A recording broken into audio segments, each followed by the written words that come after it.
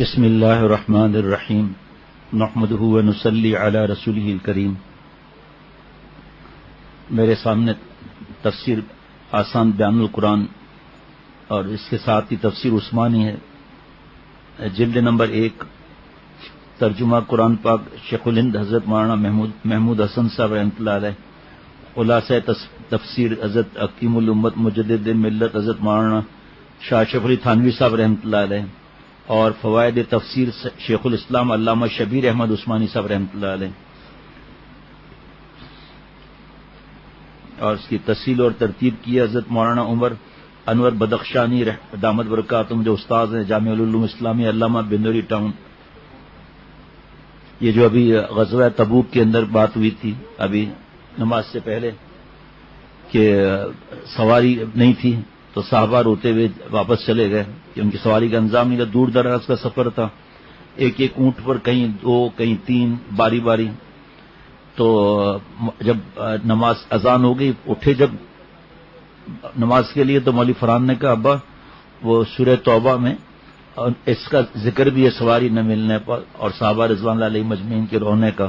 میں نے کہا بھائی دکھاؤ جلدی، تو یہ سورہ توبہ ہے اور آیت نمبر 92 ہے، پارہ نمبر 10، صفحہ نمبر 1093 1093۔ اعوذ باللہ من الشیطان الرجیم، بسم اللہ الرحمن الرحیم، ولا علی الذین اذا ما اتوک لتحملهم قلت لا اجد ما احملکم علیہ، اور نہ ان لوگوں پر کہ جب تیرے پاس آئے تو ان کو تو سواری دے، تو نے کہا میرے پاس کوئی چیز نہیں کہ تم کو اس پر سوار کر دوں، تو الٹے پھرے اور ان کے آنکھوں سے آنسو بہتے تھے، آنسو اس غم میں نہیں پاتے وہ چیز جو خرچ کریں۔ خلاصہ تفسیر، اور نہ ان لوگوں پر کوئی گناہ اور الزام ہے کہ جس وقت وہ آپ کے پاس اس واسطے آتے ہیں کہ آپ ان کو کوئی سواری دے دیں اور آپ ان سے کہہ دیتے ہیں کہ میرے پاس تو کوئی چیز نہیں جس پر میں تم کو سوار کر دوں، تو وہ اس حالت میں واپس چلے جاتے ہیں، ان کی آنکھوں سے آنسو رواں ہوتے ہیں، اس غم میں کہ افسوس ان کو سامان جہاد کی تیاری میں خرچ کرنے کو کچھ میسر نہیں، نہ خود پاس ہے اور نہ دوسری جگہ سے ملا، غرض ان مذکورہ معذور لوگوں پر کوئی مواخذہ نہیں، اور اس میں صحابہ رضوان اللہ علیہ مجمعین کا اور جگہ پر گھوڑوں کا بھی ذکر ہے۔ فائدہ، سبحان اللہ، نبی کریم صلی اللہ علیہ وسلم کی صحبت سے صحابہ رضوان اللہ علیہ مجمعین کے دلوں میں عشق الہی کا وہ نشہ پیدا کیا تھا صحبت نے۔ کس چیز نے جی؟ صحبت نے، جس کی مثال کسی قوم و ملت کی تاریخ میں موجود نہیں۔ اور یہ بھی یاد رکھیے گا، جیسے میں بار بار عرض کرتا ہوں کہ صحابہ رضوان اللہ علیہ مجمعین جیسا کوئی پیارا ساتھی ہو ہی نہیں سکتا۔ آپ صلی اللہ علیہ وسلم کی صحبت ملی، اب جب صحبت پر بیان ہو تو کوئی یہ چیز نہ سمجھ لے جا کر آپ صلی اللہ علیہ وسلم کی خاص صحبت اور صحابی بنے، بعد میں آنے والے کتنے بھی کتابیں کتنی بھی تفسیریں یاد کچھ بھی ہو جائے لیکن صحابی نہیں بن سکتے، کیونکہ آپ صلی اللہ علیہ وسلم کی صحبت کسی کو نہیں مل سکتی۔ آپ صلی اللہ علیہ وسلم کی صحبت نے صحابہ کے دلوں میں عشق الہی کا وہ نشہ پیدا کیا تھا۔ آج بھی نیک صحبتوں سے نشہ ملتا ہے لیکن وہ نہیں مل سکتا، اللہ کے قرب کا نشہ ملتا ہے، ورنہ کیوں لوگ جو ہے نمازیں پڑھتے ہیں سردیوں میں گرمیوں میں، کیوں فلم چھوڑ دیتے ہیں، کیوں تڑپ تڑپ کے اٹھتے ہیں کہ فجر کی نماز ملی نہیں ملی؟ کیا یہ نشہ ہی تو ملتا ہے؟ کنو مع الصادقین کی وجہ یہی ہے کہ آدمی دیکھتا ہے کہ فلاں نے داڑھی رکھ لی، فلاں نے کا یہ عمل، یہ غیر شرعی تقریبات میں نہیں جا رہا، ماں باپ سے ایسا ادب، اور خدمت میں آگے بڑھ بڑھ کر خدمت کر رہا ہے، نظر کی حفاظت کر رہا ہے، دل کی حفاظت کر رہا ہے، ماں باپ سے خدمت سے رہ رہا ہے، بیوی کی خطاؤں کو معاف کر رہا ہے، یہ سب چیزیں تو آتی ہیں۔ پھر یہ ایسا تھوڑی ہے کہ کوئی صحبت کے بغیر نیک بن ہی نہیں سکتا، بنتے ہیں لیکن عادت اللہ یہی ہے، اور ولی بھی بن سکتے ہیں صحبت کے بغیر کسی اللہ والے کے۔ حضرت تھانوی رحمۃ اللہ علیہ کل میں پڑھ رہا تھا، فرمایا اس میں بھی کسی اللہ والے کی دعا لگی ہوگی، جاؤ کسی بیان میں آیا ہوگا، کسی مسجد میں بیٹھا ہوگا، کسی نکاح میں آیا ہوگا، کوئی ایسی وجہ ہوگی ان کی دعا لگی ہوگی۔ شیخ العرب والعجم عارف باللہ حضرت مولانا شاہ حکیم محمد اختر صاحب رحمۃ اللہ علیہ کہ ولی تو بن سکتا ہے کبھی کوئی لاکھوں میں ایک ولی ساز نہیں بن سکتا، اب ولی سازی کس طرح ہوگی اس کو بتانے میں کوئی اشارہ نہ ہو جائے، اس لیے میں نہیں بول سکتا زیادہ اس میں، نہ اس وقت یہ موقع ہے۔ اشارہ دے سکتا ہوں کہ کسی اللہ کے ولی یا ان کے غلام سے جڑ گئے۔ اب جب اس نے دیکھا کہ یہ اپنی اصلاح کرا رہا ہے تو اس کو کہا کہ بھئی آپ کو میں اجازت دیتا ہوں، آپ بیان کیا کریں۔ اب یہ سلسلہ قیامت تک چلے گا، اس میں مزید بتانے سے پھر مجھے ڈر لگتا ہے۔ عشق الہی کا وہ نشہ پیدا کیا تھا جس کی مثال کسی قوم و ملت کے تاریخ میں موجود نہیں، اور صحابہ رضوان علیہ مجمع دیکھو تو جان اور مال سب کچھ خدا کے راستے میں لٹانے کو تیار ہیں، سخت سے سخت قربانی کے وقت بڑے ولولے اور اشتیاق سے آگے بڑھتے ہیں۔ جن کو نہ ملا وہ اس غم میں رو رو کر جان کھوئے بیٹھتے ہیں کہ ہم نے اپنی استطاعت کیوں نہیں کی کہ اس محبوب حقیقی کی راہ میں قربان ہونے کے لیے اپنے کو پیش کر سکتے۔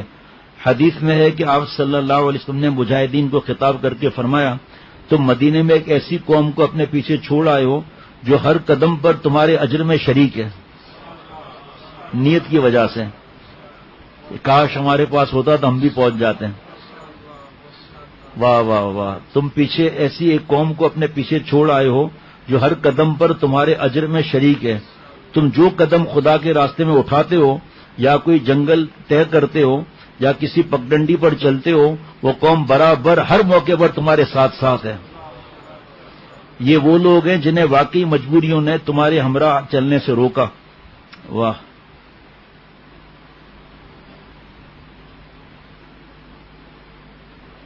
تھوڑا سا رس کر لیتا ہوں، ایسا پتا چلا یہ تفسیری شروع ہو گئی، پھر میں تفسیر تو میں نہیں کر سکتا، میں تو پڑھ رہا ہوں۔ فرمایا کہ رائے الزام کی تو ان پر ہے جو رخصت مانگتے ہیں تجھ سے اور وہ مالدار ہیں، خوش ہوئے اس بات سے کہ رہ جائے ساتھ پیچھے رہنے والیوں کے، اور مہر کر دی اللہ نے ان کے دلوں پر سو وہ نہیں جانتے۔ اب یہ تو جب تفسیر پتہ نہیں جب آئے گا، لوگ کہتے ہیں مولوی فرحان سے کہ روز کچھ نہ کچھ تفسیر کریں ورنہ یہ کب ختم ہوگی۔ ایک پڑوسی بھی بیچارے آئے تھے، خط لکھ کر الگ دیا، زبانی آ کر الگ کہا، اور یہ بھی کہا کہ کسی اور کو ذمہ دار کر دیں تاکہ وہ اس کو آگے لے کر چلے، روز کریں۔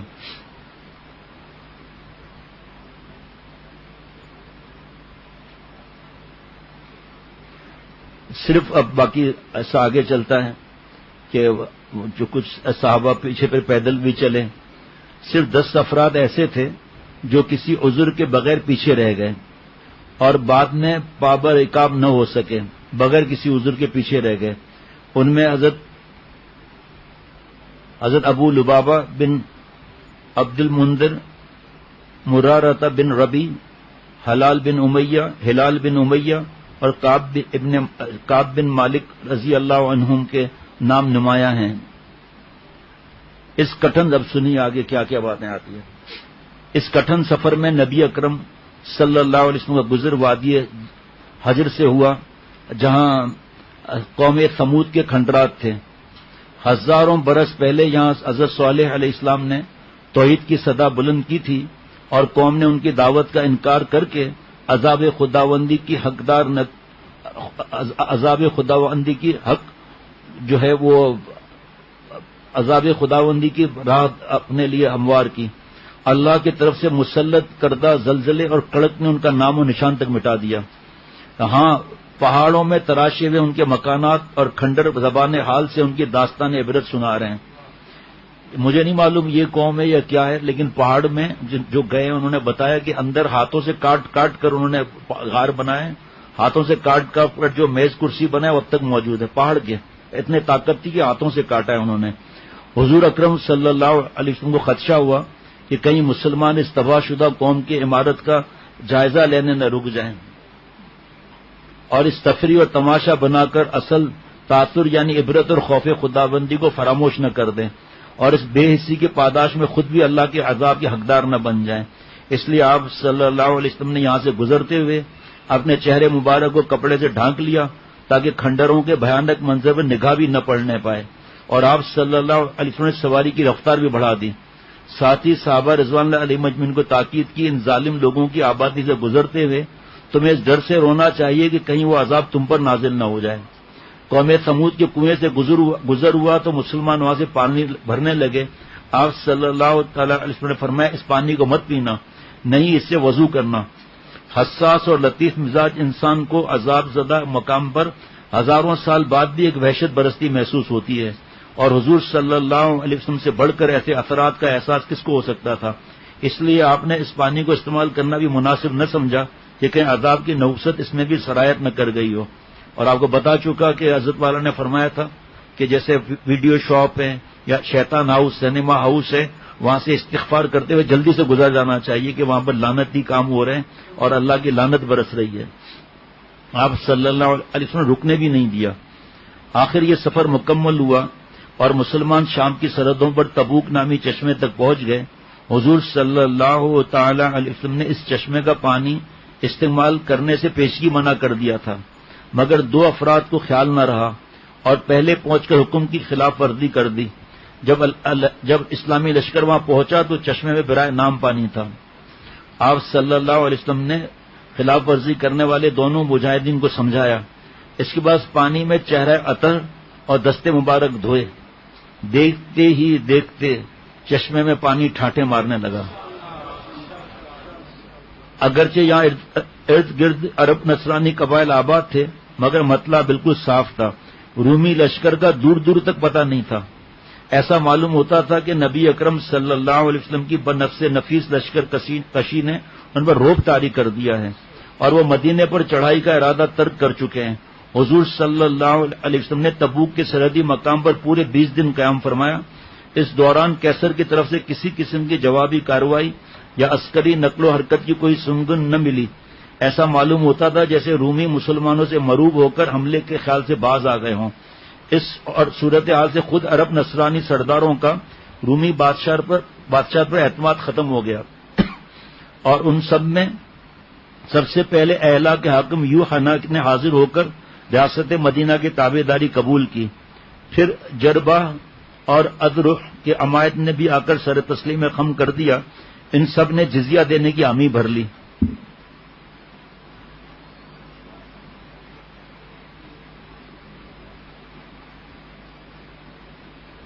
یہاں سے حضور صلی اللہ علیہ وسلم اپنے نامور شہ سوار حضرت خالد بن ولید رضی اللہ تعالیٰ عنہ کو دومت الجندل کے نصرانی حاکم عقیدر بن مالک کے گوش شمالی کے لیے روانہ کیا، کیونکہ دومت الجندل میں ایک مدت سے مسلمانوں کے قافلوں سے چھیڑ چھاڑ کی جا رہی تھی۔ حضرت خالد بن ولید رضی اللہ تعالیٰ نے عقیدر کو ایک چھاپا مار کارروائی میں عین اس وقت گرفتار کر لیا جب وہ جنگل میں شکار کھیل رہا تھا۔ آخر عقیدر نے نبی اکرم صلی اللہ علیہ وسلم کی خدمت میں حاضر ہو کر اطاعت کا عہد کیا۔ اسی محاذ پر جزیہ مشروع ہوا اور یہ آیت مبارکہ نازل ہوئی، اور وہ اہل کتاب جو نہ اللہ پر ایمان رکھتے ہیں نہ یوم آخرت پر، اور جو اللہ اس کے رسول کی حرام کی ہوئی چیزوں کو حرام نہیں کرتے اور نہ دین حق کو اپنا دین مانتے ہیں، ان سے جنگ کرو یہاں تک کہ وہ خوار ہو کر اپنے ہاتھ سے جزیہ ادا کریں۔ یہ بھی سورہ توبہ کی آیتیں ہیں یہ، اور یہاں ایک بہت طویل حضرت کا بیان ہے، لیکن میں مختصر بیان عرض کرتا ہوں کہ کیا اللہ تعالیٰ فرما رہے ہیں وہ خوار ہو کر اپنے ہاتھ سے جزیہ ادا کریں، نہ دین حق کو اپنا دین مانتے، ان سے جنگ کرو یہاں تک کہ وہ خوار ہو کر اپنے ہاتھ سے جزیہ دیں، جزیہ دو ورنہ تیار ہو جاؤ۔ شیخ العرب والا جب حضرت والا فرماتے ہیں کہ بعض لوگ جو علماء سے اور مفتی صاحبان سے دور ہیں تو دین کے کچھ شعبے ایسے ہیں جو فرض نہیں ہیں، تفصیل کا موقع نہیں، اور اس کو فرض کرتے ہیں، آپس میں الجھتے ہیں، لڑتے ہیں۔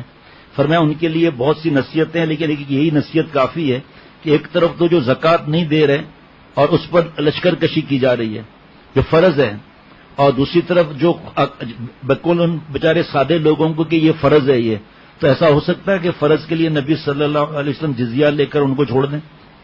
کیسے ہو سکتا ہے یہ؟ اس پر زیادہ بات نہیں کروں گا، بس جس کو وہ علماء سے مفتی صاحب سے پوچھے، اپنے منہ سے مت کہے کہ یہ فرض ہے، یہ واجب ہے۔ بہت سی چیزیں نہ فرض ہے، نہ واجب ہے، نہ سنت موقدہ ہے، اور اس پہ آپس میں الجھ رہے ہیں، لڑ رہے ہیں، علماء کے شان میں گستاخیاں کر رہے ہیں، بڑے بڑے علماء کے شان میں، مفتی صاحبان کے شان میں گستاخیاں کر رہے ہیں، اور پتہ ہی نہیں ہے کہ یہ فرض ہی نہیں ہے، گستاخیاں کر رہے ہیں۔ تو یہ اللہ تعالیٰ نے دل میں ڈالا۔ تبوک میں قیام کو خاصے دن گزر چکے تو نبی اکرم صلی اللہ علیہ وسلم نے صحابہ رضوان اللہ علیہ مجمعین سے آگے پیش قدمی کے بارے میں مشورہ طلب کیا۔ حضرت عمر فاروق رضی اللہ عنہ نے عرض کیا، اللہ کے رسول، رومیوں کی افواج بہت زیادہ ہیں، ہم ان کے قریب آ کر انہیں خوفزدہ کر چکے ہیں، اس سال اتنا ہی کافی ہے کہ ہم انہیں مروب کر کے لوٹ جائیں، پھر آئندہ جو ہوگا دیکھ لیں گے، اللہ تعالیٰ راستہ کھول دے گا۔ یہ رائے احتیاط اور حکمت پر مبنی تھی، حضور صلی اللہ علیہ وسلم نے اسے پسند فرمایا۔ اس سے قبل آپ نے ہرقل کو تبوک سے ایک مراسلہ بھیجا تھا۔ کچھ دنوں بعد ہرقل کی طرف سے عرب قبیلے تنوخ کا ایک شخص اس کا جواب لے کر حاضر ہوا۔ آپ صلی اللہ علیہ وسلم نے مکتوب پڑھا جو بہت ہی مؤدبانہ اور ملاطفت آمیز باتوں پر مشتمل تھا۔ حضور صلی اللہ علیہ وسلم نے سفیر سے پوچھا کس قوم کے ہو، تو اس نے بتایا بنو تنوخ کے۔ آپ صلی اللہ علیہ وسلم نے اسلام کی دعوت دیتے ہوئے فرمایا کہ تم ابراہیم علیہ السلام کی دین میں دلچسپی رکھتے ہو؟ تو دین میں دلچسپی ہے۔ اس نے عذر پیش کیا کہ میں ایک قوم کا ایلچی اور ایک مذہب کا پیروکار ہوں، اپنے قوم کے پاس واپس جائے بغیر کوئی فیصلہ نہیں کر سکتا۔ آپ صلی اللہ علیہ وسلم ہنس دیے اور قرآن پاک کی آیت تلاوت فرمائی، انک لا تہدی من احببت ولکن اللہ یہدی من یشاء، بے شک آپ جسے پسند کریں اسے ہدایت نہیں دے سکتے مگر اللہ جسے چاہے ہدایت دیتا ہے۔ پھر فرمایا تم سفیر ہو، سفیر کا حق بنتا ہے، مگر ہم سفر میں ہیں، کچھ میسر ہوتا تو تمہیں انعام و اکرام سے نوازتے۔ ہر سفیر کو آپ صلی اللہ علیہ وسلم اس طرح نوازتے تھے۔ حضرت عثمان رضی اللہ تعالیٰ نے سنا تو فوراً ایک عمدہ پوشاک لا دی۔ سفیر دربار رسالت سے یہ خلعت لے کر رخصت ہوا۔ آخر اسلامی لشکر شام کی سرحدوں پر اپنے پرچم گاڑ کر واپس ہوا۔ اگرچہ منافقین کی اکثریت اس جہاد میں شامل نہ تھی، مگر کچھ منافق شرانگیزیوں کے ساتھ چل پڑے تھے، تاہم ان کے ہاتھ کچھ نہ آیا۔ پھر سورہ توبہ کی آیت نے ان کی رسوائی میں کوئی کسر نہ چھوڑی۔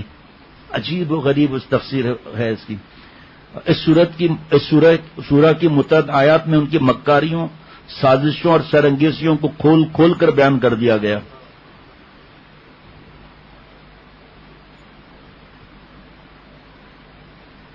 انہی دنوں منافقین نے مدینہ شریف کے مسافات میں ایک مسجد تعمیر کی تھی جو دراصل مسلمانوں میں پھوٹ ڈلوانے اور ان کی جڑیں کاٹنے کے لیے ایک مرکز کی حیثیت رکھتی تھی۔ منافقین اس مرکز کو سرکاری حیثیت دینے کے لیے حضور صلی اللہ علیہ وسلم سے درخواست کی کہ آپ یہاں تشریف لا کر نماز ادا فرمائیں۔ آپ صلی اللہ علیہ وسلم نے وعدہ فرما لیا تھا کہ تبوک سے واپس آ کر وہاں نماز پڑھیں گے، مگر اللہ تعالیٰ نے آپ کو منافقین کے عزائم اور اس نام نہاد مسجد کی حقیقت سے آگاہ کر دیا اور وہی نازل ہوئی۔ دیکھو بھائی، یہ جو مسجد زرار جس کا ذکر آ رہا ہے، اب یہاں میں جب بھی ایسی کوئی بات آتی ہے تو روک لیتا ہوں اپنے دل کو۔ آج کل جو کوئی غلط جگہ ہے وہاں پر شیخ کو یا بڑے مفتی صاحبان کو ایسے ایسے کر کے وہاں لے جاتے ہیں تاکہ وہ پتہ چل جائے کہ دیکھو ہم بالکل صحیح ہیں، یہ وہاں سے مال چلا آ رہا ہے۔ یہ اگرچہ میں مسجد زرار کی بات نہیں کر رہا، لیکن بیوقوفی میں آدمی سادگی میں چلا جاتا ہے، پھر اس کے نقصانات ہوتے ہیں۔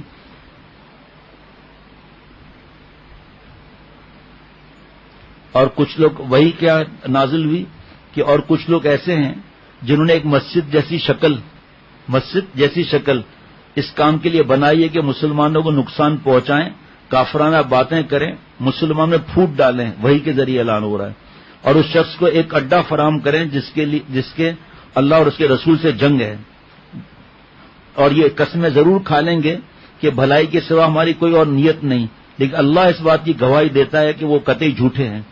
اے پیغمبر، تم اس نام نہاد مسجد میں کبھی نماز کے لیے کھڑے مت ہونا۔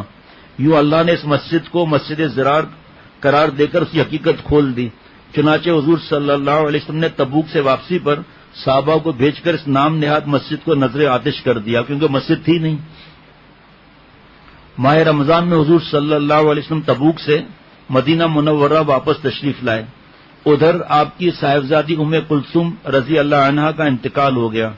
اسماء بنت امیس، ام عطیہ اور حضور صلی اللہ علیہ وسلم کی پھوپھی صفیہ رضی اللہ عنہا نے مل کر غسل دیا۔ قبر کی کھدائی کے وقت نبی اکرم صلی اللہ علیہ وسلم نم آنکھوں کے ساتھ کنارے پر تشریف فرما تھے۔ آپ نے اپنے پیارے داماد کی تنہائی کا دکھ بھی بخوبی محسوس کیا اور فرمایا کہ میری تیسری بیٹی ہوتی تو وہ بھی عثمان کے نکاح میں دے دیتا۔ کیسے حضرت عثمان رضی اللہ تعالیٰ اور بیچارے بدبختی کیا بول سکتے ہیں۔ غزوہ تبوک سے پیچھے رہ جانے والے منافقوں نے حضور صلی اللہ علیہ وسلم کے سامنے غیر حاضری کے جھوٹے بہانے پیش کر کے اپنی عزت بچانے کی کوشش کی البتہ ان حضرات نے جو کسی معقول عذر کے بغیر شرکت سے رہ گئے، غلط بیانی نہ کی اور اپنی غلطی کا اعتراف کر لیا، یہ 10 افراد تھے۔ ان میں سے 7 نے خود کو مسجد نبوی کے ان ستونوں سے باندھ لیا جہاں سے نبی اکرم گزر کر محراب میں تشریف لاتے تھے۔ انہی میں حضرت ابو لبابہ بن عبد المنذر اور شامل تھے۔ انہوں نے خود کو ستونوں سے باندھ کر قسم کھائی کہ اس وقت تک بندے رہیں گے جب تک اللہ تعالیٰ کی طرف سے توبہ قبول نہیں ہو جاتی۔ 7ویں دن حضرت ابو لبابہ رضی اللہ عنہ بے ہوش ہو گئے۔ ادھر اللہ کی طرف سے مغفرت کی بشارت آ گئی۔ جب ابو لبابہ رضی اللہ عنہ کو یہ خوشخبری دی گئی، اب یہ لفظ ایک لائن ہے نا، سر تفصیل کتنے صفحات میں ہے، پوری ابھی اس وقت کے حساب سے پوری بھی نہیں ہو سکتی تفصیل، لیکن اس کو پڑھنا ہے، عجیب و غریب واقعہ ہے۔ یہ خوشخبری دی گئی تو وہ کہنے لگے اس وقت تک خود کو نہیں کھولوں گا جب تک رسول اللہ صلی اللہ علیہ وسلم نے کھول دیں۔ آخر رسول اللہ صلی اللہ علیہ وسلم نے اپنے دستے مبارک سے انہیں کھولا۔ حضرت ابو لبابہ رضی اللہ عنہ نے اس گناہ کے کفارے کے لیے اپنا سارا مال صدقہ کرنے کا عزم کیا اور ان کے باقی 6 ساتھیوں نے بھی یہی ارادہ ظاہر کیا۔ تاہم رسول اللہ صلی اللہ علیہ وسلم نے فرمایا 1/3 کافی ہے۔ کعب بن مالک رضی اللہ عنہ اور ان کے ساتھیوں کی توبہ۔ غزوہ تبوک سے رہ جانے والے باقی 3 افراد کعب بن مالک، مرارہ بن ربی اور ہلال بن امیہ رضی اللہ عنہم تھے، جن کی آزمائش بہت طویل ہوئی۔ حضور صلی اللہ علیہ وسلم نے اللہ کے حکم کے تحت مسلمانوں کو ان سے سلام اور کلام کرنے سے روک دیا۔ ان کے معاشرتی مقاطعے کا سلسلہ 50 دن تک جاری رہا۔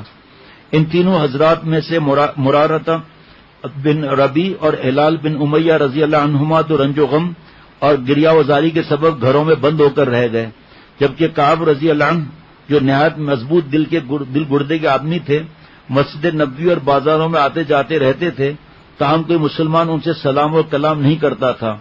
انہی دنوں بنو غسان کے نصرانی گورنر نے ایک نبطی تاجر کے ذریعے انہیں یہ خط بھیجا کہ مجھے معلوم ہوا ہے کہ تمہارے آقا نے تمہارے ساتھ برا سلوک کیا ہے، اللہ تمہیں ذلت کی جگہ نہ رکھے، تم ہمارے پاس آ جاؤ، ہم تمہارا اعزاز و اکرام کریں گے۔ حضرت کعب بن مالک رضی اللہ عنہ نے غیرت ایمانی کا مظاہرہ کرتے ہوئے اس خط کو یہ کہہ کر تنور میں جھونک دیا، یہ بھی ایک آزمائش ہے۔ اور کل جب واقعہ سنیں گے نا تو ایسا دل کی حالت ہوگی کہ کیا عرض کروں۔ اور خود حضور صلی اللہ علیہ وسلم کو بھی اس کا بےحد رنج تھا۔ یہ تینوں حضرات مسلسل توبہ و استغفار میں مشغول رہے۔ ان کی حالت پر صحابہ بھی غمزدہ تھے اور خود حضور صلی اللہ علیہ وسلم کو بھی بےحد رنج تھا۔ آخر 50 دن مکمل ہونے پر نماز فجر کے بعد وحی نازل ہوئی۔ واہ! اور ان تینوں پر اللہ نے رحمت کی نظر فرمائی، جن کا فیصلہ ملتوی کر دیا گیا تھا، یہاں تک کہ جب ان پر یہ زمین اپنی ساری وسعت کے باوجود تنگ ہو گئی، جو حضرت سناتے تھے، اذا ضاقت علیہم الارض بما رحبت وضاقت علیہم انفسہم، اور ان کی زندگی ان پر دو بھر ہو گئی تھی، اور انہوں نے سمجھ لیا کہ اللہ کی پکڑ سے خود اسی کی پناہ میں آئے بغیر کہیں اور پناہ نہیں مل سکتی۔ پھر اللہ نے ان پر رحم فرمایا تاکہ وہ آئندہ اللہ ہی کی طرف رجوع کیا کریں۔ واہ واہ! اس پر حضرت کا بیان ہے، ثم تاب علیہم لیتوبوا ان اللہ هو التواب الرحیم۔ یقین جانو اللہ بہت معاف کرنے والا، بڑا مہربان ہے۔ اس آیت میں ان تینوں حضرات کی توبہ قبول ہونے کی بشارت دی گئی۔ حضور صلی اللہ علیہ وسلم و تمام صحابہ اس دن بے حد مسرور ہوئے۔ مسجد نبوی میں مسرت کی ایک لہر دوڑ گئی۔ صحابہ رضوان علیہ مجمعین یا تو سلام نہیں کر رہے تھے یا دوڑ دوڑ کر ان تینوں کو مبارکباد دینے لگے۔ جب حکم آیا تو کیا معاملہ، جب دوسرا حکم آیا تو کیا معاملہ، اطاعت کیسی۔ خود حضور صلی اللہ علیہ وسلم کا چہرہ مبارک خوشی سے چاند کی طرح تمتما رہا تھا۔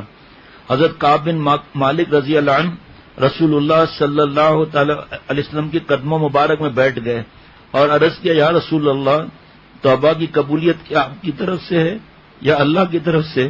حضور صلی اللہ علیہ وسلم فرمایا کہ اللہ کی طرف سے ہے۔ حضرت کعب بن مالک رضی اللہ عنہ نے اجازت چاہی کہ اس کو ہوتا ہے کہ کفارے میں اپنا تمام مال خیرات کر دیں، مگر رسول اللہ صلی اللہ علیہ وسلم نے فرمایا کچھ مال رکھ لو، تمہارے لیے بہتر ہوگا۔ حضرت کعب رضی اللہ عنہ نے عرض کیا کہ مجھے اللہ نے سچ بولنے کی وجہ سے ہی نجات دی۔ جھوٹ بولنا حرام ہے اور گناہ کبیرہ ہے، جھوٹ بولنا۔ آج آدمی سمجھتا ہے ہم جھوٹ بول کے بچ جائیں گے، جو ہماری عادت ہے، اللہ معاف فرمائے، لیکن کتنا سخت اور سچ بولنے کا انعام دیکھیں. مجھے اللہ نے سچ بولنے کی وجہ سے نجات دی. میں اپنی توبہ کی قبولیت کے شکرانے میں عہد کرتا ہوں کہ میں کبھی جھوٹ نہیں بولوں گا. پھر انہوں نے زندگی بھر اپنے عہد کو بخوبی نبھایا. حضور صلی اللہ علیہ وسلم کے تبوک سے واپس تشریف لانے کے کچھ دنوں بعد مدینہ شریف میں مختلف قبیلوں کے وفود کی آمد شروع ہو گئی. یہ وہ لوگ تھے جنہوں نے فتح مکہ سے اب تک تقریباً 1 سال کے عرصے میں اسلام کے بارے میں اچھی طرح غور و فکر کیا. اس کے بعد دل کی گہرائیوں سے اسلام لانے کا فیصلہ کیا. ان وفود کی آمد سے اسلام کی دعوت بہت کم وقت میں دور دور تک پھیل گئی. حضور صلی اللہ تعالی علیہ وسلم ان کا اکرام کرتے، مختلف قبائل کی خوبیوں کا لحاظ اور ان کے فضائل اور مناقب کا اظہار فرماتے، جس سے ان کی ہمت افزائی ہوتی. کوئی خاص کوتاہی دیکھتے تنبیہ فرماتے. آپ صلی اللہ علیہ وسلم ان وفود کو بڑے اہتمام کے ساتھ اسلامی عقائد، ارکان دین، شرعی احکام سکھاتے. چونکہ اس دور میں علم کے پیاسے صحابہ رضوان اللہ علیہ مجمعین ہر آن دربار رسالت میں بکثرت موجود رہتے تھے، اس لیے یہ روایت بہت اچھی طرح محفوظ کر لی گئی. اور چونکہ یہ دور رسالت کا آخری زمانہ تھا، اس لیے اس دور میں محفوظ کیے گئے نئے احکام سابق احکام کی طرح ناسخ بھی مانے گئے.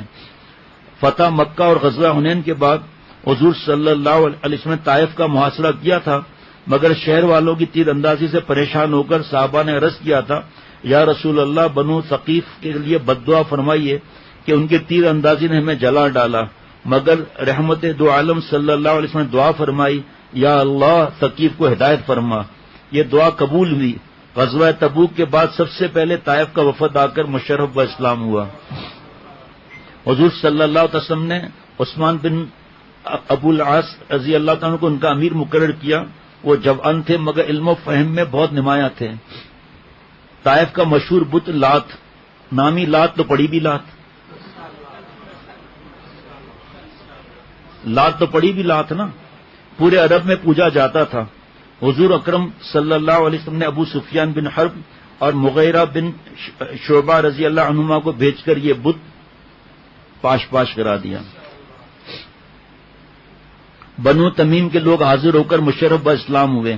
حضور صلی اللہ علیہ وسلم نے ان کی تعریف کی، فرماتے ہوئے فرمایا کہ میری امت کے یہ لوگ دجال کے خلاف سب سے سخت ہوں گے. حضرت عائشہ صدیقہ رضی اللہ تعالیٰ عنہ کے پاس بنو تمیم کی ایک باندی تھی. آپ صلی اللہ علیہ وسلم نے حکم دیا کہ اسے آزاد کر دو، یہ نسل اسماعیل سے ہے. بنو تمیم کی طرف سے زکوٰۃ پیش کی گئی.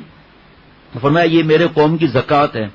بنو تمیم کے وفد میں ساسا بن ناجیہ بھی تھے. انہوں نے دین کے احکام اور قرآن مجید کی تعلیم حاصل کرنے کے بعد عرض کیا، اللہ کے رسول، اسلام لانے سے پہلے میں نے جو نیکیاں کی ان کا اجر ملے گا؟ رسول اللہ صلی اللہ تعالی وسلم نے فرمایا، تم نے کیا عمل کیا؟ سننا ذرا دل تھام کر بھائی.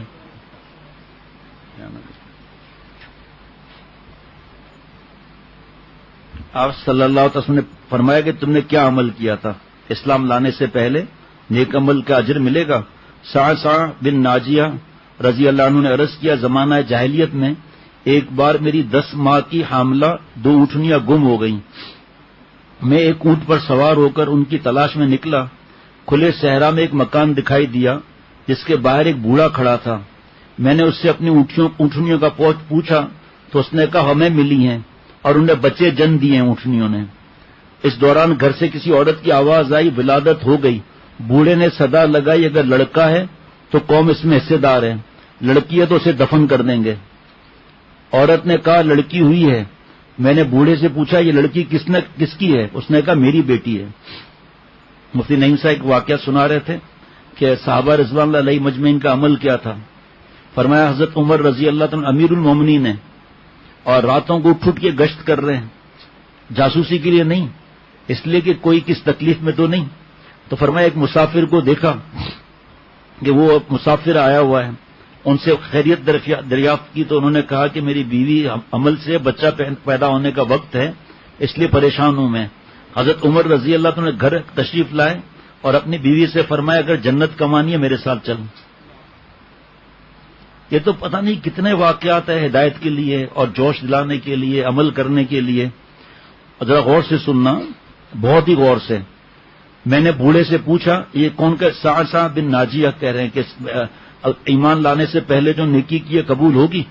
میں نے بوڑھے سے پوچھا یہ جو دفن کرنے کی بات کر رہے ہو یہ لڑکی کس کی ہے؟ اس نے کہا میری بیٹی ہے. میں نے کہا میں اسے خریدنا چاہتا ہوں. بوڑھے نے کہا کیا قیمت دو گے؟ میں نے کہا وہ دونوں اونٹنیاں اور ان کے بچے. بوڑھے نے کہا اپنا یہ اونٹ بھی دے دو. میں نے کہا ٹھیک ہے مگر تمہارا ایک آدمی میرے ساتھ جائے, میں گھر پہنچ کر یہ اونٹ اس کے ہاتھ بھیج دوں گا. بوڑھا مان گیا.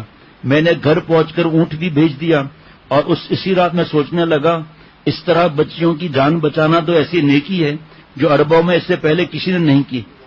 بس جب اسلام کا ظہور ہوا تب تک میں 360 بچیوں کی جانیں بچا چکا تھا. ہر ایک کے بدلے میں نے 10 ماہ کی حاملہ 2 اونٹنیاں اور 1 اونٹ دیا. تو کیا اس عمل کا مجھے اجر ملے گا؟ آپ صلی اللہ علیہ وسلم فرمایا یہ نیکی کا ایک باب ہے جس کا اجر تمہیں ملے گا کیونکہ اللہ تمہیں اسلام سے نواز چکا ہے. اللہ تجھے اسلام سے نواز چکا ہے.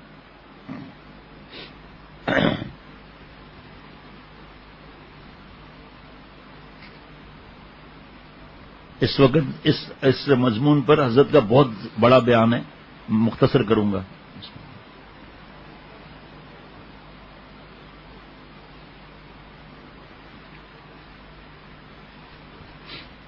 یہ اللہ ان عورتوں تک پیغام پہنچا دے آزادی آزادی, مرد عورت برابر برابر, اور برے برے نعرے لگانے والی.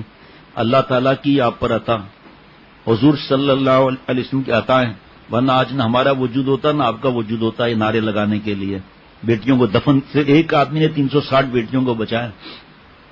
وہاں دفن زندہ کر دیتے تھے. اللہ نے اب میری ماں بہن بہو بیٹیوں آپ کو VIP بنایا, آپ کو عزتیں دیں. اب آپ خود ہی اگر بولڈوں پر لٹکی رہیں اور مردوں کے جوتے پالش کرتی رہیں, ناچتی رہیں, جسم کی نمائش کرتی رہیں, فلموں میں جا کر عزتیں لٹاتی رہیں اور بھی ایسی جگہیں پر, تو یہ آپ کا قصور ہے نا. اسلام نے تو آپ کو عزتیں دی ہیں. آپ صلی اللہ علیہ وسلم نانا بنے, دادا نہیں بنے. آئیے میری ماں بہن بہو بیٹیوں VIP آپ لوگ ہیں, سنو ذرا. آپ صلی اللہ علیہ وسلم نانا بنے. آپ صلی اللہ علیہ وسلم کے دین جو آج تک پہنچ رہا ہے بیٹی کے ذریعے, وہ الگ بات ہے. پھر صحابہ رضوان اللہ علیہم اجمعین وغیرہ, لیکن وہ حضرت فاطمہ رضی اللہ تعالیٰ عنہ, اور آپ کو بیچا جاتا تھا, عزتیں لوٹی جاتی تھیں, محرم رشتے آپس میں شادیاں کرتے تھے نعوذ باللہ, اور زندہ دفن کیا جاتا تھا. ایک صحابی رضی اللہ تعالیٰ عنہ نے آپ صلی اللہ علیہ وسلم کو زمانہ جاہلیت کی بات بتائی کہ اس طرح ہم بیٹیوں کو دفن کرتے تھے. فرمایا میری بیٹی جب بولنے جیسی ہوئی تو میں نے کھڈا کھود کر بیٹی کو اس میں ڈال دیا. اس پہ مٹی ڈال رہا تھا اور بیٹی چیخ رہی تھی ابا دفن مت کریں, ابا دفن مت کریں, ابا دفن مت کریں. اور میں نے مٹی ڈالتا چلا گیا. آپ صلی اللہ علیہ وسلم سے مبارک آنکھوں سے آنسو بہ رہے تھے. اللہ تعالیٰ نے آپ کی سفارش فرمائی عاشروہن بالمعروف. آپ صلی اللہ علیہ وسلم نے سفارشیں فرمائی اور حضرت فرماتے تھے کہ دیکھو جس کی پہلی بیٹی پیدا ہو, آپ صلی اللہ علیہ وسلم فرماتے ہیں اس کو خوشخبری سناؤ, وہ قسمت والی ہے. اور جس کی 3 بیٹیاں, بہت مختصر عرض کر رہا ہوں, جنت اس کے لیے. نبی صلی اللہ, ایک روایت میں 3 بہنیں بھی ذکر ہے. اے نبی صلی اللہ علیہ وسلم 2 تو فرمایا ان کے لیے بھی یہ خوشخبری, 1 کو تو فرمایا جاؤ اس کے لیے بھی یہ خوشخبری ہے. اللہ تعالیٰ آپ صلی اللہ علیہ وسلم جب حضرت فاطمہ رضی اللہ تعالیٰ عنہ آتی تھیں, ہم تو جا کے بستر پر گر جاتے ہیں, نقل بھی کبھی نہیں کرتے. آپ صلی اللہ علیہ وسلم کے بعد جب حضرت فاطمہ رضی اللہ تعالیٰ عنہ حاضر خدمت ہوتی تھی, آپ صلی اللہ علیہ وسلم اٹھ کر چند مبارک قدم چلتے تھے. جب سفر پر جاتے تھے سب سے پہلے سب سے آخر میں حضرت فاطمہ رضی اللہ تعالیٰ سے ملتے تھے. جب واپس آتے تھے سب سے پہلے, جاتے ہوئے سب سے آخر میں, آتے ہوئے سب سے پہلے حضرت فاطمہ رضی اللہ تعالیٰ عنہ سے, تاکہ ملاقات کا اتنی دیر کا بھی وقت کم ہو رہا. جاتے ہوئے آخر میں پہلے مل لیتے تو اتنا وقت, اور آتے ہوئے سب سے پہلے حضرت فاطمہ رضی اللہ تعالیٰ عنہ سے. لیکن بہو بیٹیاں سمجھیں تو نا. اسی سال حضرت علی رضی اللہ تعالیٰ عنہ عرب کے مشہور سخی حاتم طائی کے قبیلے بنو طے کے علاقے میں جہاد کے لیے گئے. یہ لوگ رقوسی فرقے کے نصرانی تھے جن کے بعض عقائد صحابیوں سے ملتے, صحابی نہیں کہہ رہا ہوں, صحابیوں سے ملتے جلتے تھے. یہ فلس نامی ایک بت کو پوجتے تھے جسے حضرت علی رضی اللہ تعالیٰ عنہ نے توڑ دیا اور مقامی لوگوں میں بہت سو کو قیدی بنا کر مدینہ شریف لے آئے. اس میں حاتم طائی کی بیٹی صفانہ بھی تھی. آپ صلی اللہ تعالی وسلم نے انہیں لباس، سواری اور سفر کے اخراجات دے کر بڑی عزت اور احترام سے آزاد کر دیا، کیونکہ ان کا باپ سخی تھا حاتم تائی۔ واپس اپنے علاقے میں آئیں اور اپنے بھائی عدی بن حاتم سے ملی، جو حضرت علی رضی اللہ تعالیٰ عنہ کے حملے کے وقت فرار ہو گئے تھے۔ جب انہوں نے بہن کی زبانی حضور صلی اللہ علیہ وسلم کے بلند اخلاق کی گواہی سنی، سیدھا مدینہ شریف کو روانہ ہو گئے۔ نبی صلی اللہ علیہ وسلم پر ان کی پہلی نظر اس وقت پڑی جب آپ مدینہ شریف کی گلی میں کھڑے کسی بڑھیا کی درخواست سن رہے تھے۔ بڑھیا بہت دیر تک اپنا مدعا بیان کرتی رہیں، حضور صلی اللہ علیہ وسلم سنتے رہے۔ عدی بن حاتم نے یہ دیکھ کر دل میں کہا، یہ شخص محض بادشاہ نہیں۔ جب حضور اکرم صلی اللہ علیہ وسلم کی خدمت میں پہنچے تو شور ہوا، عدی بن حاتم آ گئے۔ آپ نے انہیں دیکھ کر فرمایا، عدی اسلام لے آؤ، سلامت رہو گے۔ یہ بولے، میں تو پہلے ہی ایک دین کا پیروکار ہوں، پہلے سے ہی کسی دین پر ہوں۔ آپ صلی اللہ علیہ وسلم نے فرمایا، میں تمہارے دین کو تم سے زیادہ جانتا ہوں۔ یہ حیران ہو کر بولے، بلا وہ کیسے؟ فرمایا، کیا تم رقوسی فرقے کے نہیں؟ بولے جی ہاں۔ آپ نے فرمایا، کیا تم قوم سے چوتھائی مال وصول نہیں کرتے؟ بولے جی ہاں۔ آپ نے فرمایا، کیا یہ تمہارے دین میں جائز تو نہیں ہے؟ بولے جی ہاں۔ آپ صلی اللہ علیہ وسلم نے فرمایا، عدی تم کیوں فرار ہوئے تھے؟ کیا اس لیے کہ لا الہ الا اللہ نہ کہنا پڑے؟ تو بتاؤ، کیا اللہ کے سوا کوئی اور عبادت کے لائق ہے بھی صحیح؟ کیا تم اس لیے بھاگتے پھرتے ہو کہ اللہ اکبر نہ کہنا پڑے؟ خود بتاؤ، اللہ سے بڑا کوئی ہے؟ پھر فرمایا، عدی میں جانتا ہوں تم اسلام لانے سے کیوں گریز کر رہے ہو، صرف اس لیے کہ اس دین کے پیروکار کمزور لوگ ہیں۔ سنو عدی، تم ہیرا سے واقف ہو؟ بولے نام ہی سنا ہے، دیکھا نہیں۔ فرمایا، اس ذات کی قسم جس کے قبضے میں میری جان ہے، بات یہاں تک ایک دن پہنچے گی کہ ایک مسافر عورت ہیرا سے چل کر بیت اللہ کا طواف کرے گی اور اس کے کسی کی حفاظت درکار نہیں ہوگی۔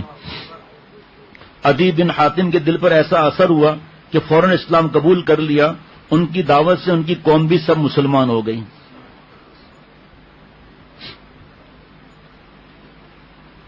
ذوالقعدہ 9 ہجری میں اسلام کا بدترین دشمن اور منافقین کا سردار عبداللہ بن ابی 20 دن بیمار رہ کر مر گیا۔ اس کی آخری خواہش تھی کہ حضور اقدس صلی اللہ تعالی علیہ وسلم اسے اپنے کرتے میں کفن دیں، اس کی نماز جنازہ پڑھائیں اور دعائے مغفرت فرمائیں۔ اس کے بیٹے عبداللہ رضی اللہ عنہ کی بھی یہی درخواست تھی۔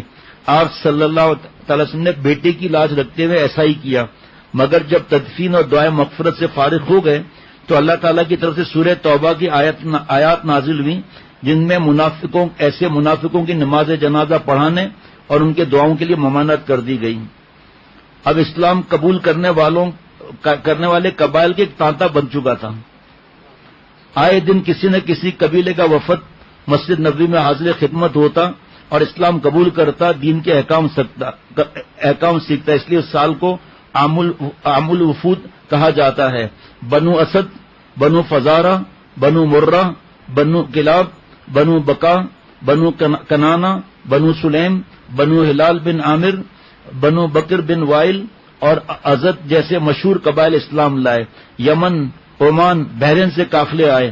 یمن کے ملوک خمیر کا وفد بھی آیا۔ وائل بن حجر، جریر بن عبداللہ، اشعث بن قیس، تمیم داری رضوان اللہ علیہ مجمعین جیسے شرفا عرب نے انہیں ایمان میں اسلام قبول کر لیا، انہی ایام میں اسلام قبول کر لیا۔ بنو سعد بن بکر کے سردار زمام بن ثعلبہ بھی حاضر ہو کر مشرف اسلام ہوئے، پھر اپنی قوم میں جا کر اس جوش و خروش کے ساتھ تبلیغ کی کہ ایک ہی دن میں پورے قبیلے نے کلمہ پڑھ لیا۔ آگے ہے حج کی فرضیت اور پہلا حج۔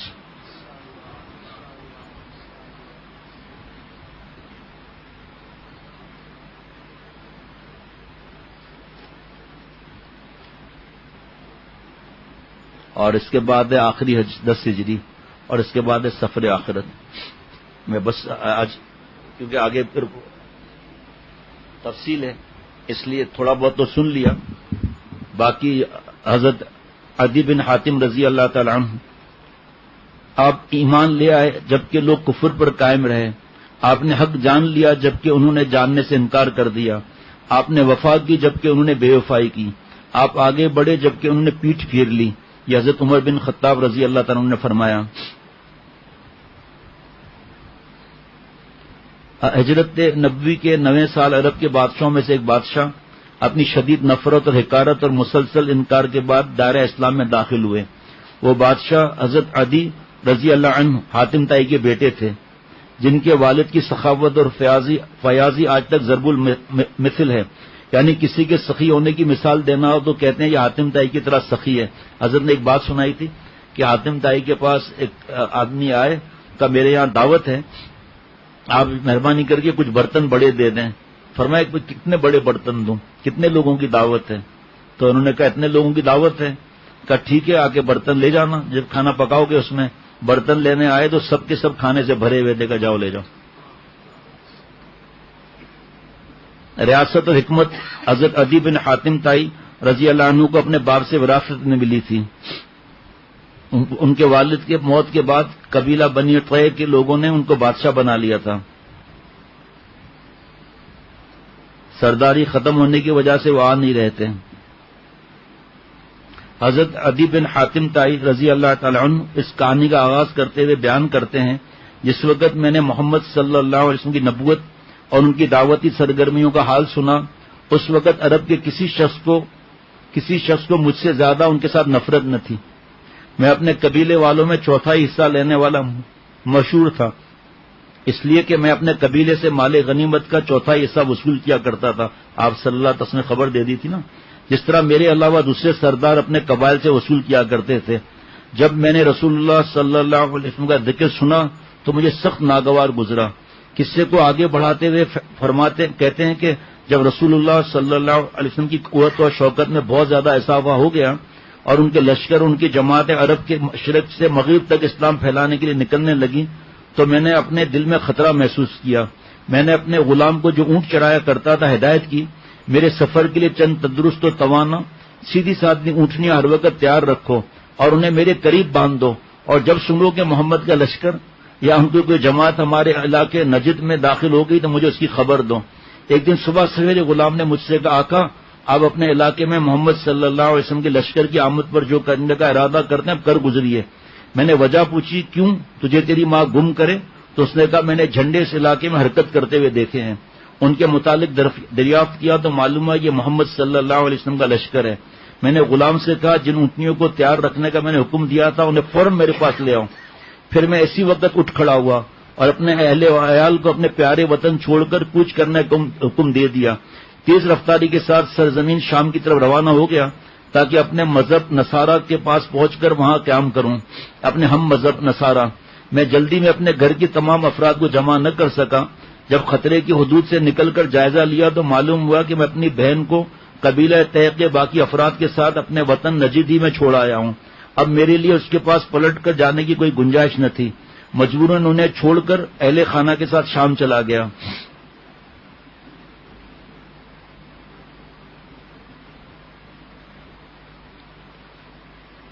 میری بہن کو گرفتار کر لیا گیا اور انہیں دوسرے قیدیوں کے ساتھ مدینہ لے جایا گیا اور مسجد کے دروازے کے قریب ایک احاطے میں بند کر دیا گیا۔ مجھے یہ بھی اطلاع ملی کہ ایک دن نبی کریم صلی اللہ علیہ وسلم کا گزر میری بہن کی طرف سے ہوا تو انہوں نے اٹھ کر آپ صلی اللہ علیہ وسلم سے عرض کیا اے اللہ کے رسول، میرے والد انتقال کر چکے ہیں، میرے سرپرست غائب ہیں، آپ مجھ پر احسان کیجئے، اللہ آپ پر احسان کرے گا۔ آپ صلی اللہ علیہ وسلم نے فرمایا کون ہے تمہارا سرپرست؟ عرض کیا عدی بن حاتم۔ آپ صلی اللہ علیہ وسلم نے فرمایا کون عدی بن حاتم؟ عرض کیا اللہ اور اس کے رسول سے بھاگنے والا۔ اتنا فرما کر رسول اللہ صلی اللہ علیہ وسلم انہیں ان کے حال پر چھوڑ کر آگے تشریف لے گئے۔ دوسرے دن بھی ایسا ہی ہوا، یہی باتیں بھی جو کل کہہ چکی تھی۔ آپ صلی اللہ علیہ وسلم خاموش رہے۔ جب تیسرے دن آپ گزرے تو چونکہ وہ مایوس ہو چکی تھی اس لیے خاموش رہی۔ آپ صلی اللہ علیہ وسلم سے کچھ نہیں کہا۔ رسول اللہ صلی اللہ علیہ وسلم کے پیچھے ایک شخص نے انہیں اشارہ کیا کہ اٹھ کر رسول اللہ صلی اللہ علیہ وسلم سے بات کرو۔ میں نے عرض کیا کہ اللہ کے رسول میرے والد انتقال کر چکے، مجھ پر احسان، میرے سرپرست لاپتہ ہیں، مجھ پر احسان فرمائیے، اللہ تعالیٰ آپ پر احسان فرمائیں گے۔ اور آپ صلی اللہ علیہ وسلم نے ان پر احسان فرماتے ہوئے ان کی رہائی کا حکم صادر فرما دیا۔ رہائی پا کر انہوں نے کہا میں اپنے گھر والوں کے پاس شام جانا چاہتی ہوں۔ آپ صلی اللہ تعالی وسلم نے فرمایا جب تک تمہارے قبیلے کا کوئی قابل اعتماد آدمی نہیں مل جاتا روانگی میں جلدی نہ کرنا، جب کوئی قابل اعتماد شخص مل جائے تو مجھے بتانا۔ رسول اللہ صلی اللہ علیہ وسلم کے جانے کے بعد انہوں نے اس آدمی کے متعلق دریافت کیا جس نے انہیں بات کرنے کا اشارہ کیا، تو معلوم ہوا کہ وہ حضرت علی بن ابو طالب رضی اللہ عنہ تھے۔ وہ مدینے میں ٹھہری رہیں۔ اس دوران کچھ لوگوں کا وفد وہاں آ گیا جس میں ایسے لوگ شامل تھے جس کے اوپر وہ اعتماد کر سکتی تھی۔ چنانچہ عدی بن حاتم کی بہن نے حضور صلی اللہ علیہ وسلم سے عرض کیا کہ میرے قبیلے کے کچھ لوگ آئے ہوئے ہیں، مجھے ان پر مکمل اعتماد ہے، مجھے میری منزل تک پہنچا دیں۔ آپ صلی اللہ علیہ وسلم نے انہیں پہننے کے کپڑے، سواری کی اونٹنی، بقدر ضرورت سفر کا خرچہ دے کر رخصت فرمایا، ان کے ساتھ روانہ ہو گئیں۔ پورے دنیا میں دیکھ لیں مسلمانوں سے کیا سلوک ہو رہا ہے، اور سارے اتنے عرصے تک باتوں میں آپ نے سنا کہ آپ صلی اللہ علیہ وسلم نے اور صحابہ رضوان اللہ علیہ مجمعین نے کیا ان پر احسان فرمایا۔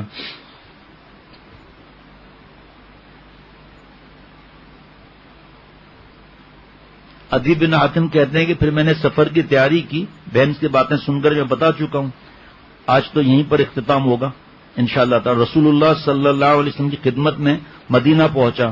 میں نے ان سے پہلے تو نہ ان کے پاس اپنے پہنچنے کی اطلاع بھیجی تھی، نہ ان سے اپنے لیے امان حاصل کی تھی۔ البتہ مجھے اطلاع ہو گئی تھی کہ انہوں نے میرے متعلق اپنے ساتھیوں سے فرمایا، مجھے امید ہے کہ اللہ تعالیٰ عدی بن حاتم کا ہاتھ میرے ہاتھ میں دے دے گا۔ جب میں مدینہ پہنچا تو اس وقت رسول اللہ صلی اللہ علیہ وسلم مسجد میں تشریف فرما تھے۔ میں نے حاضر خدمت ہو کر آپ صلی اللہ علیہ وسلم کو سلام کیا تو آپ صلی اللہ علیہ وسلم نے دریافت فرمایا، من الرجل، کون ہو؟ میں نے عرض کی عدی بن حاتم، حاتم تائی کا بیٹا عدی ہوں۔ یہ سن کر آپ صلی اللہ تعالی علیہ وسلم اپنی جگہ سے اٹھے، میرا ہاتھ پکڑ کر اپنے گھر کی طرف لے گئے، گھر کی طرف لے گئے۔ آج ہم تو دین پھیلانا ہے، دین پھیلانا ہے، لیکن پتہ ہی نہیں ہے کس طرح پھیلانا ہے۔ آپ صلی اللہ علیہ وسلم مجھے ساتھ لیے جا رہے تھے کہ راستے میں انہیں ایک نہایت بوڑھی عورت ملی جس کے ساتھ ایک چھوٹا سا بچہ تھا۔ وہ ان کو روک کر اپنی کسی ضرورت کے متعلق باتیں کرنے لگی۔ آپ ٹھہر کر توجہ کے ساتھ اس کی باتیں سنتے رہے جو میں نے عرض کیا۔ پھر بڑی بی کی بات میرا ہاتھ تھاما آپ صلی اللہ علیہ وسلم نے اور چلتے ہوئے اپنے گھر پہنچ گئے۔ گھر پہنچ کر آپ صلی اللہ علیہ وسلم نے چمڑے کا ایک تکیہ اٹھایا جس میں کھجور کے ریشے بھرے ہوئے تھے۔ آپ صلی اللہ علیہ وسلم نے اس کو میری طرف ڈالتے ہوئے فرمایا، اس پر بیٹھ جاؤ۔ مگر آپ صلی اللہ علیہ وسلم کے سامنے اس پر بیٹھتے مجھے شرم آئی اور میں نے اسے بے ادبی سمجھتے ہوئے عرض کیا، نہیں، اس پر آپ تشریف رکھیں۔ لیکن آپ صلی اللہ علیہ وسلم نے اصرار کر کے مجھے اس پر بٹھایا، خود زمین پر بیٹھ گئے کیونکہ گھر میں اس کے علاوہ دوسرا تکیہ نہیں تھا۔ میرے دل میں اللہ کی قسم یہ انداز کسی بادشاہ کا ہرگز نہیں ہو سکتا۔ اطمینان سے بیٹھنے کے بعد پھر وہ سوال جواب جو میں نے بتا دیے۔ اس کے بعد آپ صلی اللہ علیہ وسلم نے فرمایا، عدی، تم اس دین اسلام کو قبول کرنے کے لیے اس لیے یہ دوبارہ پڑھتا ہوں کسی وجہ سے اس لیے گھبرا رہے ہو کہ آج مسلمانوں کے پاس مال اور دولت نہیں۔ خدا کی قسم وہ وقت بہت جلد آنے والا ہے جب ان کے یہاں مال اور دولت کی اتنی کثرت ہو جائے گی کہ اسے کوئی لینے والا نہیں ملے گا۔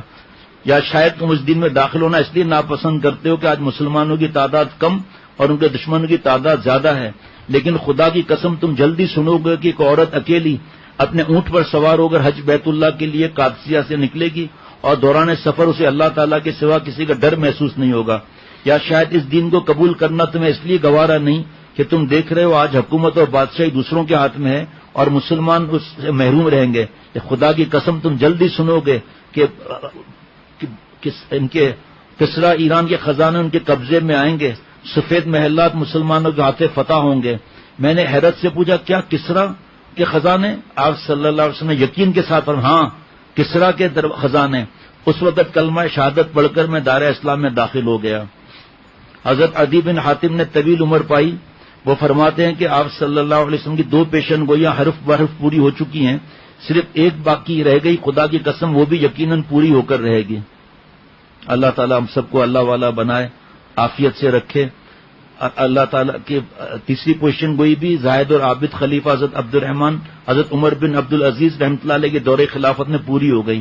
اس وقت مسلمان مالی اعتبار سے اس قدر خوشحال ہو گئے کہ خلیفہ عمر بن عبد العزیز رحمۃ اللہ علیہ کا آدمی فقراء اور مساکین کو زکوٰۃ کا مال لینے کے لیے پکارتا مگر کوئی اس کو لینے والا نہیں تھا، اور یہ پیشن گوئی بھی یہ بھی پوری ہوئی۔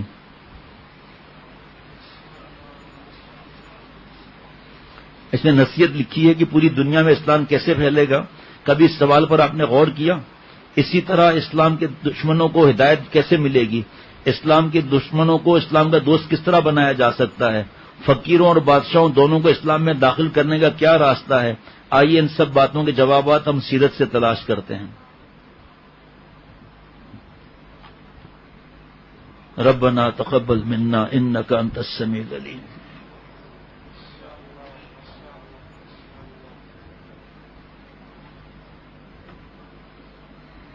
اچھا جی، کل انشاءاللہ تعالی دیکھیں کیا ہوتا ہے۔ ایک حج پہلا، پھر جس میں آپ صلی اللہ علیہ وسلم شریک ہوئے آخری حج، اس کے بعد آپ صلی اللہ علیہ وسلم سفر آخرت۔ اللہ ان سب کو میرے لیے ہدایت کا ذریعہ بنا دے، عمل والا بنا دے اپنی رحمت سے۔ اللہ تعالیٰ مجھے اور ہم سب کو، جو موجود ہے موجود نہیں، جو سن رہے نہیں سن رہے، تمام مسلمانوں کو اللہ تعالیٰ آپ صلی اللہ علیہ وسلم کے صدقے اولیاء صدیقین کی آخری سرحد تک پہنچا دیں، اور کرونا اور بڑی بیماریاں چھوٹی بیماریاں سب کو اللہ ختم فرما دے۔